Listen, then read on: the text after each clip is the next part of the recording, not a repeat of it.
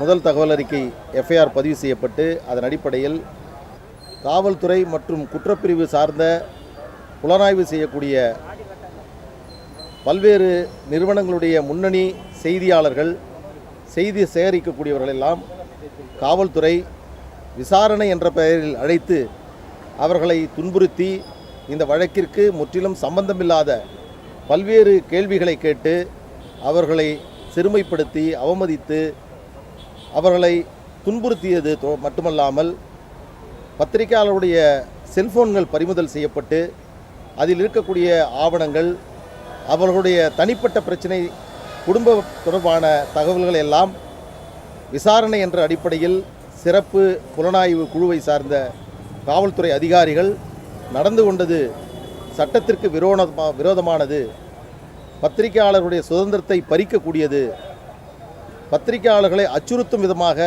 காவல்துறை இதுபோன்ற நடவடிக்கைகளை மேற்கொண்டிருக்கிறது. இதற்கு தடை விதிக்க வேண்டும். கைப்பற்றப்பட்ட செல்போன்களை மீண்டும் பத்திரிகையாளர்களிடம் ஒப்படைக்க வேண்டும் என்று இன்று ஒரு வழக்கை உயர்நீதிமன்றத்தில் பல்வேறு பத்திரிகையாளர் தரப்பில் தாக்கல் செய்யப்பட்டது. அந்த மனுக்கள் எல்லாம் இன்று நீதிமன்றத்தில் விசாரணைக்கு வந்தபோது இந்த வழக்கு தொடர்பாக தேவையில்லாமல் காவல்துறை பத்திரிகையாளர்களை அழைத்திருப்பது என்பதே அடிப்படையில் தவறானது. கிரைம் ரிப்போர்ட்டர்ஸ் இவர்கள் மீது காவல்துறை நடந்து கொண்ட விதத்தை நீதிமன்றத்தில் எடுத்து சொல்லியிருக்கிறோம். நீதிமன்றம் இதில் தேவையில்லாமல் பத்திரிகையாளர்களை நீங்கள் அச்சுறுத்தியிருக்கிறீர்கள், இது தேவையற்றது. முதலில் இந்த முதல் தகவல் அறிக்கை பதிவேற்றம் செய்யப்பட்டது யாரால் இது செல்லப்பட்டது, அதற்கு காரணம் என்பதெல்லாம் கண்டறிந்து அதற்கு பிறகுதான் அடுத்த நிலைக்கு இவர்களை அழைத்திருக்க வேண்டும். ஏனென்றால் அதை செய்ய தவிர்த்துவிட்டு பத்திரிகையாளர்களை மட்டும் அழைத்திருக்கிறார்கள். இன்னொரு கேள்வியும் நீதிபதி கேட்டார்.